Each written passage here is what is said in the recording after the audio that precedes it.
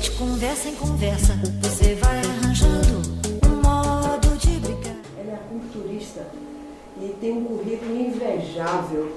Luciana, o que é... Primeiro, você quer me dizer como é que você chegou a estudar acupuntura?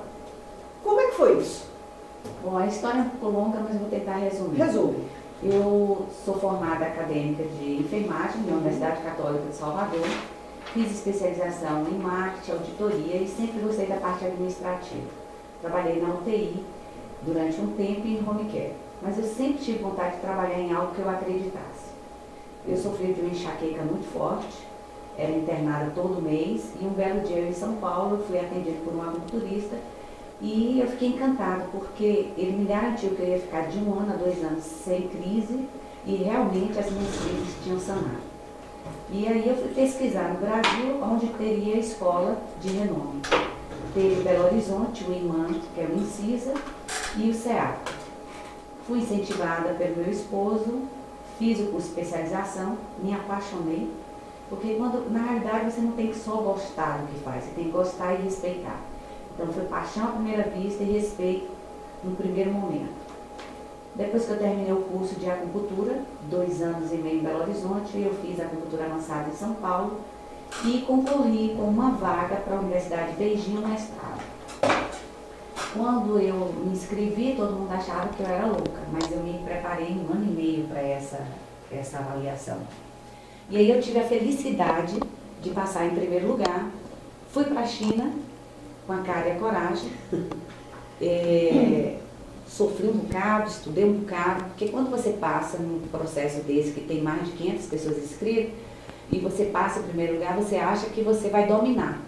E o que mais interessante, quando eu cheguei na China, a única coisa que eu tive certeza é que eu só tinha sido alfabetizada em acupuntura no Brasil. Então foi um choque grande, porque eu tinha que estudar muito. Então eu passava de domingo a domingo estudando. Mas você fez seu mestrado lá e depois você fez o doutorado. Como é que foi a história do doutorado? O mestrado, eu fiz o mestrado, tirei uma nota muito boa, a universidade me convidou para participar do doutorado e eu recebi uma outra bolsa do doutorado. E aí foi o momento que eu tive a liberdade de ter acesso à Universidade de Beijing, total, né? E todos os melhores hospitais da China. Que os melhores hospitais tinham em Beijing, em Xi'an e também em Ganzhou. Em Ganzhou tem um excelente hospital lá de acupuntura. E aí veio o momento da gente gostar e respeitar ainda mais o que faz. Agora deixa eu te perguntar, o que é acupuntura? Bom, a acupuntura é o que tem de mais nobre na medicina tradicional chinesa. É o maior respeito, porque você incentiva você e o seu paciente a não só gostar do corpo, mas respeitar. E a acupuntura, ela é direcionada a um tratamento com agulhas. Só que não são agulhas parecidas que tomam injeção e que de costurar, porque as pessoas têm medo de acupuntura devido à agulha. A agulha é uma agulha nobre, é muito fina, é aproximadamente mais fina que o seu fio do seu cabelo. Olha, o seu cabelo é bem fino, parece de bebê. E a inserção da agulha nos pontos mais nobres. Quando a gente fala de acupuntura, a gente fala de meridiano, de canais. Que para a medicina tradicional chinesa é a harmonia entre os órgãos. Então, a área da medicina tradicional chinesa, mais respeitada, a acupuntura, ela é direcionada com agulha. Só que foi modernizando. Então, hoje a gente tem agulha, tem laser, tem a acupuntura auricular, tem o tuiná que está associado também à acupuntura. E o laser, quando a gente fala do laser, vai usar agulha? Não. Só que o laser é direcionado para alguns casos. Né? Mas o mais nobre da acupuntura é a agulha, porque a acupuntura é a inserção da agulha. Agora deixa eu te perguntar uma coisa, Luciana. Você falou em meridianos aí, né? Só para o público entender. Meridianos são regiões, são pontos invisíveis, claro, ao olho nu. E vocês estudam isso, vocês associam isso a partes do corpo. Estou entendendo errado? Mais ou menos. Vamos lá. Meridiano, quando a gente fala meridiano, nós temos 12 canais de meridiano. Cada meridiano corresponde a um órgão. Então, cada órgão tem uma quantidade de pontos. Você está falando, esses pontos são assim, basicamente invisíveis. São visíveis no tato. Ah, visível. certo. Tá bom. Tá bom. E Então, nós, acho que eu entendi um pouquinho. nós temos tipo um mapa. Uhum. Né? Se a gente for identificar a acupuntura, nós temos 288 pontos. Podemos circular mais de 2.000 pontos. Então, o que que acontece? A capacidade de você identificar os meridianos é na palpação. Então, a gente consegue visualizar assim com o tato. Isso é visível. Quando a gente fala no meridiano, a gente fala que cada órgão corresponde a um meridiano e esses meridianos são sinalizados. Então, dependendo da parte do paciente, evolui a inscrição e tenta harmonizar. Lembrando que a acupuntura é um tratamento complementar, é auxiliar, não é um tratamento principal. Eu vou dar um exemplo agora. Eu fiz um atendimento hoje de urgência e uma paciente, que já é minha paciente, já tinha um tempo que não ia no consultório, e aí chegou com vários exames informando que estava com uma fadiga muito grande. E que fez os exames, estavam todos normais e queria voltar à acupuntura. Eu pedi os exames e no exame mostrava que ela estava desenvolvendo hiponatremia, que é a queda do sódio. E essa, como eu já conheço, ela faz uso de anticonvulsivante. Então, a hiponatremia pode estar associada pela dose do anticonvulsivante. Isso não é, nesse momento, não é paciente de acupuntura.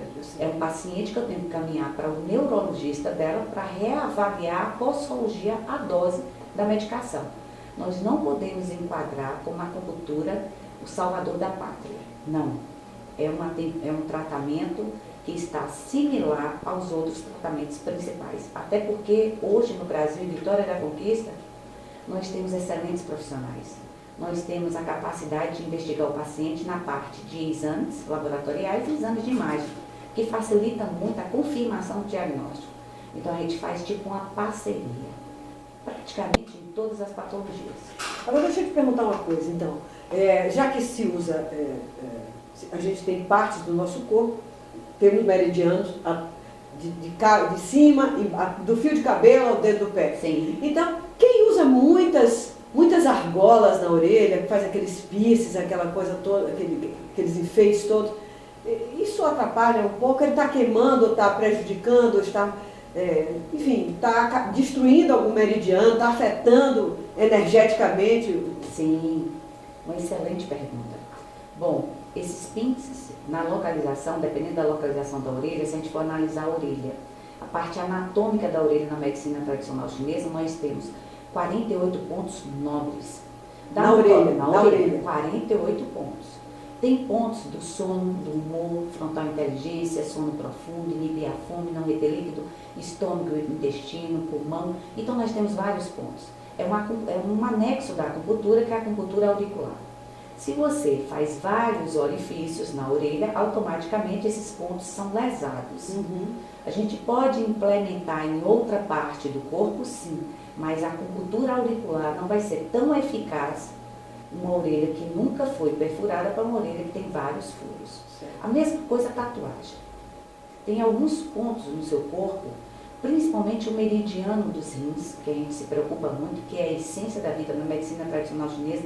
Todos os pontos são importantes, mas o meridiano dos rins é considerado um dos pontos mais nobres. É como se fossem órgãos vitais no Brasil, que a gente fala, coração, pulmão e rim.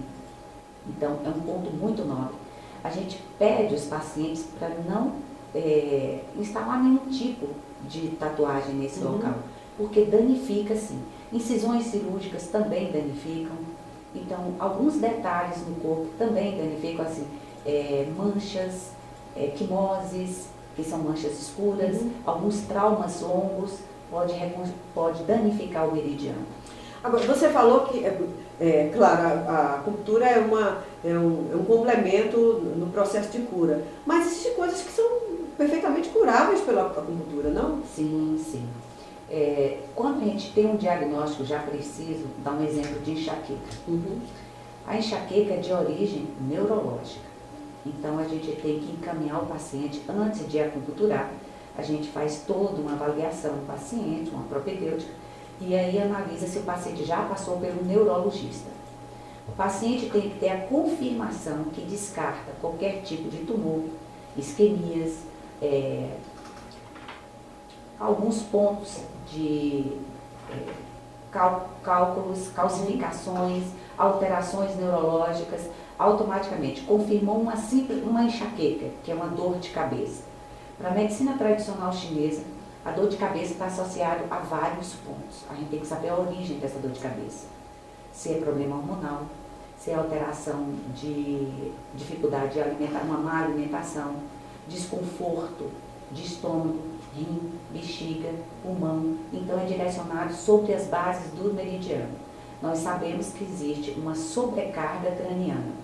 Quando a gente pega um paciente com confirmação de enxaqueca, a gente usa muito a acupuntura craniana. A mais respeitada hoje é a japonesa, que usa a acupuntura craniana Yin na frente e Yang atrás.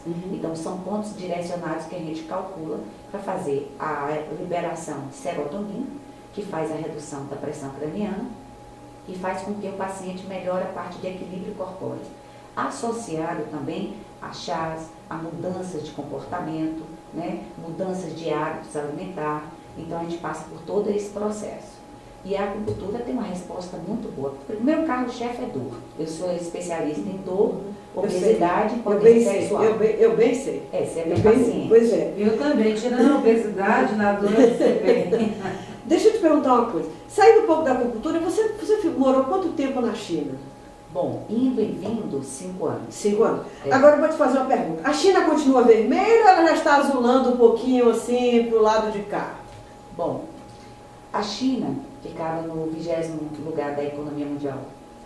Ela saiu do 20º e está no 2º lugar do ranking da economia mundial. Isso nada mais diz que é o capitalismo, né? É você gerar riqueza. O socialismo é muito bom em papel, certo, né? Mas você quer ver resultado, é o capitalismo. A China é o que eu sou suspeita a falar porque eu sou apaixonada pela China. Lá é o que tem de melhor. Agora deixa eu te perguntar uma coisa. Em relação à mulher, como é a mulher na China? Você sentiu assim alguma diferença, algum tipo de discriminação? Não, existe muito folclore, né? Que fala que é a submissão. Por um lado, a submissão é sabedoria. A China, ela deixa bem claro o seguinte: se você é bom no que você faz, independente de sexo, você é respeitado. Então, se você é uma mulher que tem conhecimento, que quer buscar conhecimento, que está lutando em base na melhor universidade, que está focando só para o crescimento profissional, na realidade você é mais respeitado do que qualquer outro profissional. A China respeita muito saúde e educação. Agora, deixa eu te perguntar uma coisa.